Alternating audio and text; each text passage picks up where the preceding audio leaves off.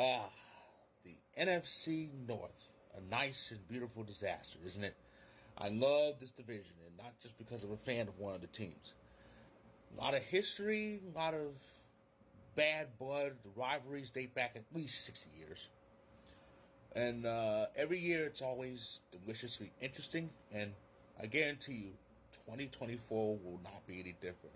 All four teams have some very, very intriguing storylines entering this upcoming season, and I'm going to preview this right now.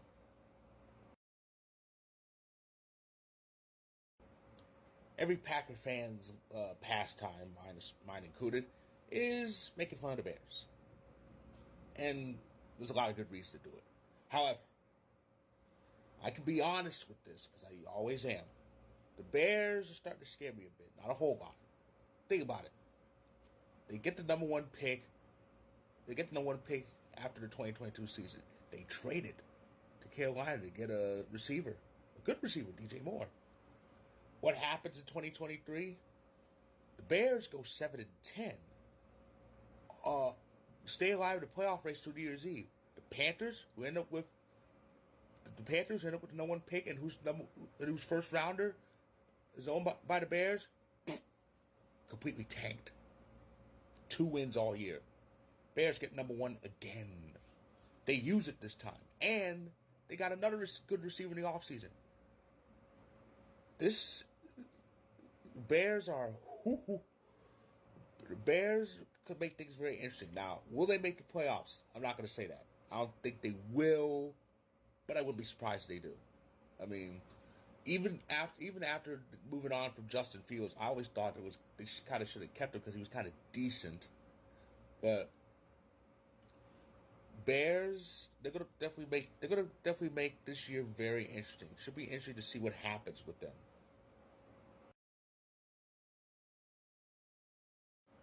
You know, when it comes to the Minnesota Vikings, I think Garfield said it best. The one great thing about failure is that it's consistent. Some people you can always count on to mess up. And the Vikings have been messing up for pretty much their entire existence. And the last, 2 years are no exception. So let me see if I got this right, Vikings. Aaron Rodgers is gone from the division. He's gone from the conference. This was your ultimate chance to really take over the division. Yet what do? You get rid of the few good players you have. And you're still doing it. Because after you again fizzle out, you get rid of Kirk Cousins. So who the hell's going to throw the ball to Justin Jefferson now? Oh, boy. The Vikings are without question the biggest embarrassment to the National Football Conference, which has officially existed since 1970. Every time they have a chance to do something, they fuck it up. They are the biggest choke artists in the over 5-decade history of the NFC. This is exactly why I don't respect Drew Brees. Well, that and the fact that he's a devout racist. Because he's pretty much the only one that has to say with an embarrassing tone, the Vikings own me. You know how easy it is to beat the Vikings? Because they keep fucking up, and they're doing it now. This is one of the reasons why I'm really looking forward to this season, because I'm going to spend 18 straight weeks laughing at Minnesota. They are an absolute disgrace.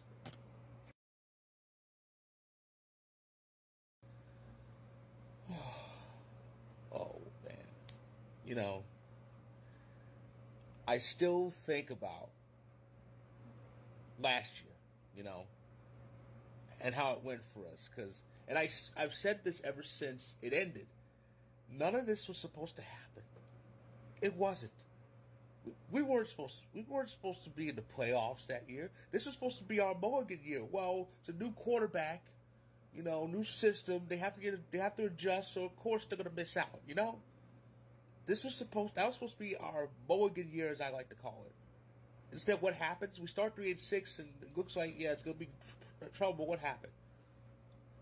The man wearing this gets it done when we need it. We beat the Chiefs. We won in Detroit on Turkey Day. We beat Minnesota to stay alive and get a win-in scenario, and we succeed in that to get in. And even better, this man did what his predecessor did and that's tear down Jerry world in the playoffs. We almost made it to the conference game. And through the offseason, we snagged Josh Jacobs, who's a beast at running back. I couldn't believe it. What a replacement for Aaron Jones, huh?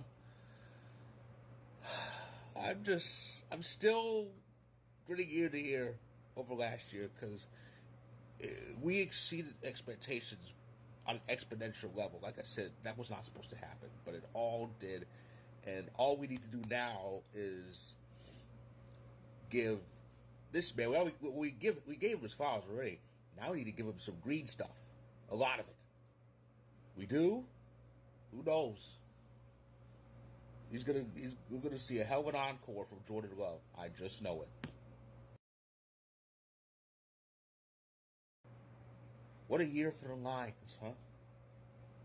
You know, like I said, I'm a rival fan, but I was very happy for that team because my sentiment when it came to my rivals is fuck the Bears, fuck the Vikings, but the Lions, you just can't help but feel sorry for them. I mean, they've been bad with the hard luck team forever. And they not only did they get to the playoffs, which a lot of people expected, they win a division for the first time in 30 years. And it was the NFC Central when they won it. That's how far ago that was. I was very happy for that team. And it was just an amazing year for Detroit. And we saw them actually play for the conference. They had a good chance to go to the Super Bowl. Of course, Dan Campbell had to go all in when he shouldn't, twice. We all love Dan Campbell, don't we? but yeah, it was a fun year for the Lions and their fans. I say it again. Congratulations. Congratulations. I truly mean that. Thing is, what are they going to do for an encore, though? That's the thing. I think people know what to expect from Detroit. So we'll see what happens with that. I know this much. The NFC North is going to be between us and the Lions. That's going to be the thing the whole year. That's the only team we're going to have. That's the only team I, as a Packer fan, are really going to look at closely. But those two games will be fun between us and Detroit, and the whole season is going to be interesting. We'll see what the Lions do, but as for a long run, I don't know about that. Like I said, teams that usually catch lightning in the bottle out of nowhere, they have trouble getting it.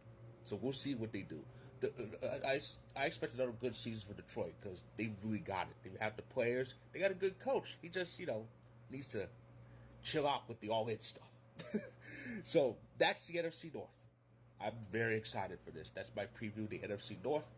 If you like this video, click the like button. If you're on YouTube, click subscribe if you want more. If you're on TikTok, feel free to hit that follow button. My story about the NFC North will be featured. Check it out when you can, and I'll be back to the next division I will preview is the NFC South, another fun one. So stay tuned.